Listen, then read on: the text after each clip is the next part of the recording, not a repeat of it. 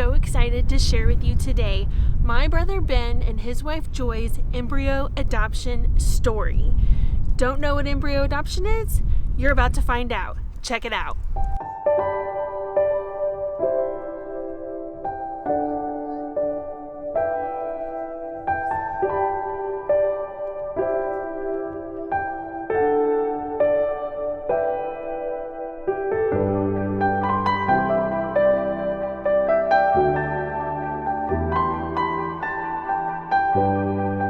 So the interesting thing about embryo adoption is it's a misnomer. Mm-hmm. It's technically not legally adoption. However, we certainly approach it that way, and I think most people who consider embryo adoption walk that path as if this is an actual adoptive process. So when couples have gone through in vitro fertilization, which is a common fertility treatment used to conceive in our country, there's remaining embryos left after those processes, and then whenever they're not being used and transplanted, they're frozen, and like straws. Yeah.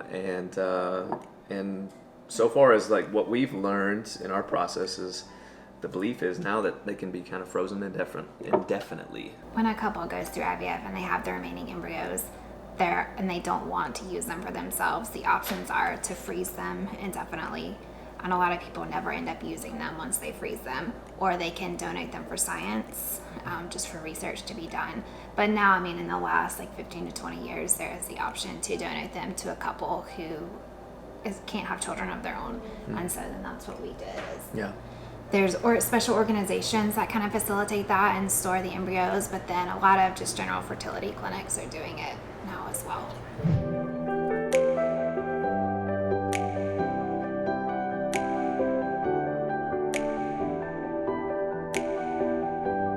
When we discovered we had infertility, our runway, I think, then to how are we going to seek to build our family? I know for you, the biggest grief, one of the biggest griefs of infertility for you was not being able to experience pregnancy as a woman. And I think that really drove you in your kind of investigation, right? Yeah, it did kind of. To be honest, I didn't even really realize that was a desire until we found out that it wasn't a possibility. And then it was just kind of a big shock, I think. Just felt like almost an unexpected loss that I just did not imagine having to experience. I started Googling embryo adoption, honestly, and NEDC, the National Embryo Donation Center, was one of the first things that came up. And they actually they have a lot of resources on their website just explaining what embryo adoption is and the process. They have great just testimonials on their blog as well, other stories of other families. And so that really piqued my interest because I thought, wow, this seems like the perfect combination of adoption, but yet being able to still experience the pregnancy part of it that still interested me, still drew me towards it.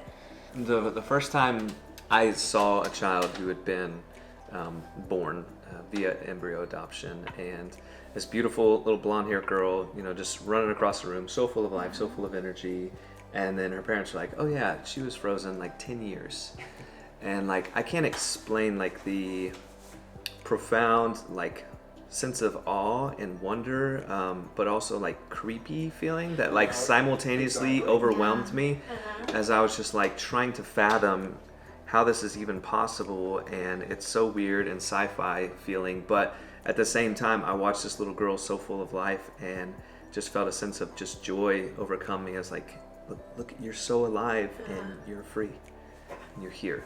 And I think it reminds you too of just the value of life, because in church we talk about pro-life a lot, and it's, I feel like it's a little more taboo to talk about these embryos because it's a much more, it feels a little more scientific and just not as easy to talk about as other children. But we've seen so many kids who have been born from these embryos, and so just the thought that so many thousands, almost 1 million, are still frozen, it just reminds you just of the value of life, that these embryos have value as well, and just needing to talk about it and get the word out, because those are waiting children too. Just because they haven't been born yet doesn't mean that they don't deserve that chance.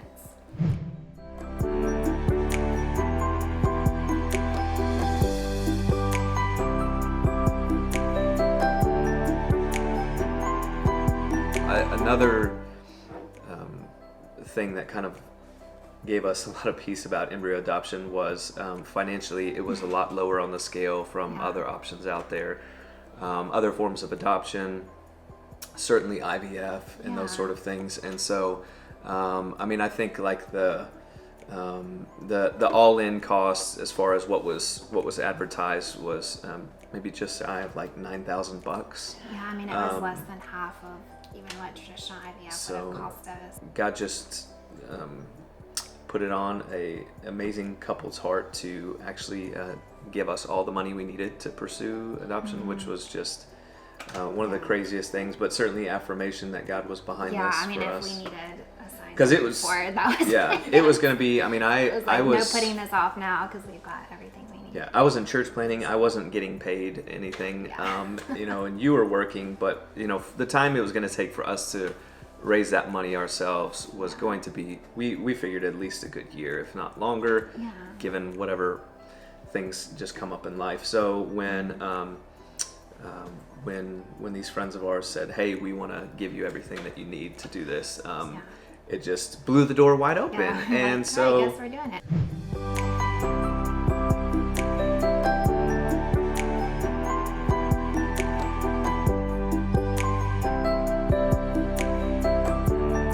The application, and a few weeks later they accepted us into the program.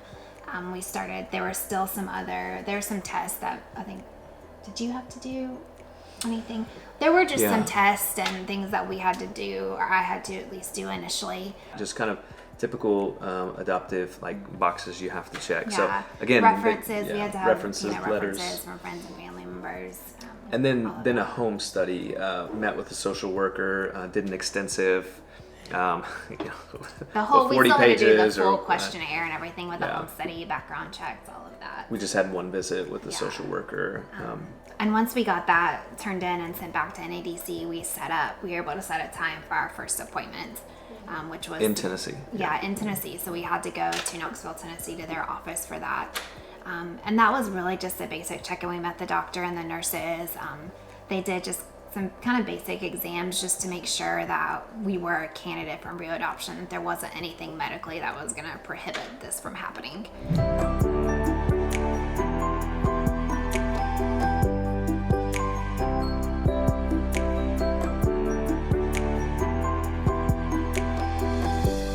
Once we were cleared at that initial trial transfer, once we were cleared for the actual transfer and we set a date, then when we got home that week, they started sending us the options for our embryos. It is a little overwhelming. They sent about 200 files for us to start looking through, and it can feel a little strange because you think, okay, we've got to figure out a way to narrow this down when really it's like it doesn't matter, but we have to choose. Yeah. So we started sorting through the files, and 2 out of the 3 we chose, came back on our grade, and our top one, the one that we lasered in on, was kind of... Yeah, we both had chosen.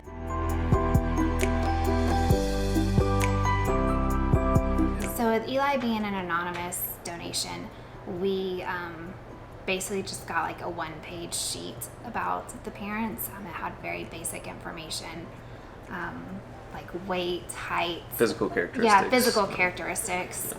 We got... I think it said the age that the parents were when the embryos were donated. So just very basic characteristics, eye color, hair color. And then once we chose them, we decided that those were the embryos we want. We got a little bit more information, but it was up to them what they provided. It was really just kind of a questionnaire, and it was up to them how much they answered from it.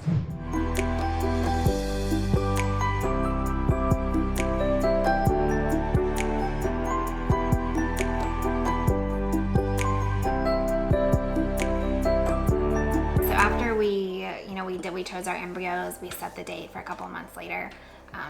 They had given us their medication schedule. For the rest of it, a lot of it, the actual transfer, it's very similar to a transfer in IVF. I had to follow a lot of the same protocols as far as medications and shots. So there were some medications we had to start taking, about 2 months before, and then a couple others, a shot and another medication I had to start about 2 weeks before the actual transfer, and then another shot we had to start taking the week before the transfer. So all of that is very similar just to the IVF process as far as medications and shots. And then we were prepared for that. We went back to Tennessee for the actual transfer a couple of months later.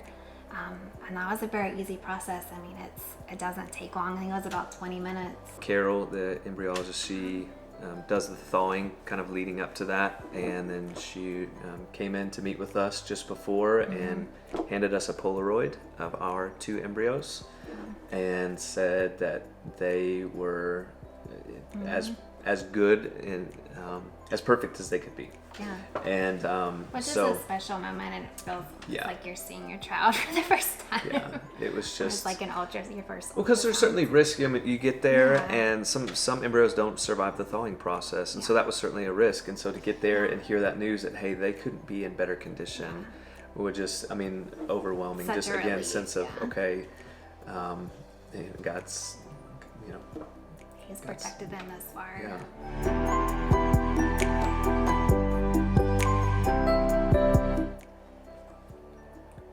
This is the part that always makes me Tissues, Jared. You're the tissue guy. cry. No That's enough. tissues. I don't know where Bathroom. It's fine. That thing right there. Stop right there. There you go. This is the part that always makes me cry. It was just such a crazy, up and down, even that day. So I went in that morning and had, we had our blood drawn for the test, and then I went to work. It was. Yeah. Did you get an answer right away? Or did No, you you have had to wait. And actually, I didn't even get their results. They send the results directly to the NEDC clinic. So we had to wait for their call and had no idea when. So I just went to work, and I mean, nobody knew. It was just like a normal day, and I'm dying inside at work. Got the call that those Levels were extremely high. extremely elevated, which was indicative of certainly being pregnant. Probably and twins. Twins. Yeah. And honestly, I feel like that's one of my best memories of NEDC too, because our nurse Linda, she called, and as soon as I started crying, so did she. I cried again. Anyways, but I mean, that was just one of the main reasons we loved them, was because they were as invested as we were. I mean, Yeah. so. Yeah, but 6 weeks we went in and saw Yeah, we saw two heartbeats, 2 babies. and we're so Yeah. just thrilled, overwhelmed, and then at that point we picked our OB. Yeah, we were released so- to a normal OBGYN at that point. I think we had decided to do our first appointment by 9 weeks. And, and it wasn't over at that point. I mean, we did our first appointment with the OBGYN and did an ultrasound to find out that we had lost one of our babies. It was rough for that first week or so, just not knowing what was going to happen, just thinking, have we gone through all of this and not going to be bringing a baby home with us after all the lows and highs of what we'd experienced already. But we had another ultrasound a couple weeks later because they just wanted us to keep coming back in to check on him, and we met with another doctor, and she said, you have no reason to worry. She's like, I don't even think you need to be coming back in. Everything looks great. I have no reason to be concerned. Apparently there's a thing called vanishing twin, which is pretty common in some pregnancies, but most couples don't even know, because you usually don't get your first ultrasound until 9 weeks anyways, and so sometimes doctors will be able to see, there was another one that tried but didn't survive past around usually that 6-7 week time frame. And so she kind of normalized it, and which gave us a sense of a little bit of sense of relief, but it was I think more of a sense of hope that everything hope, was going to be fine with Eli. I mean, it obviously didn't minimize the loss because we had chosen those 2 embryos and wanted both babies.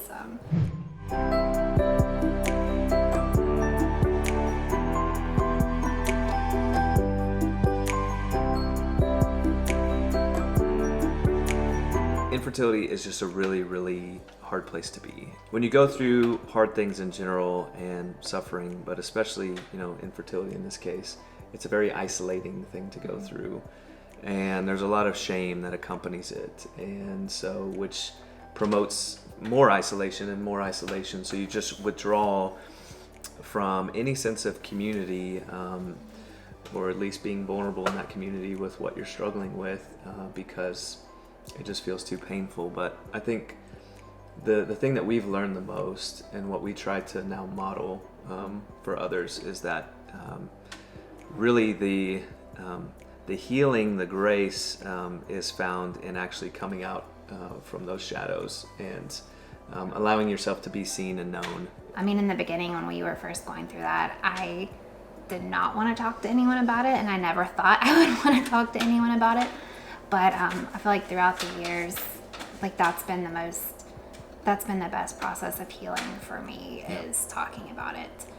Be patient. I know for me, I was kind of quick to get over, in some sense, some of the grief and be like, okay, so we can't have our family this way, so let's just do it, you know, one of these other ways, and try to rush the process to fix it rather than allow you the time that you needed to really just sit in that and grieve, and also just hear from God on what to do next. And so that was a hard lesson I had to learn.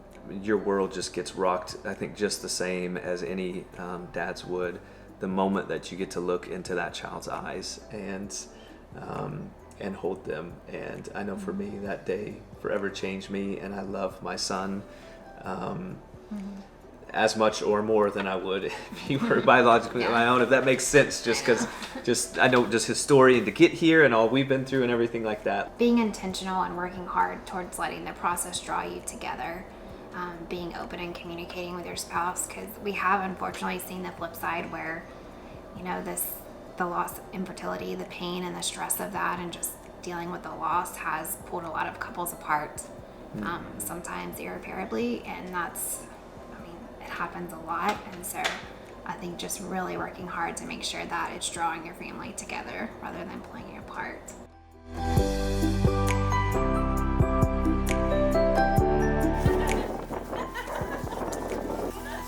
I guess he's gonna be a fullback.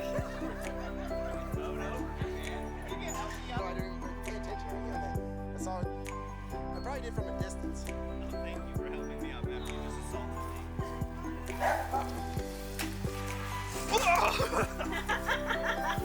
Here, this is gonna be good. All right. Here. All right, get it. Ready? Yeah!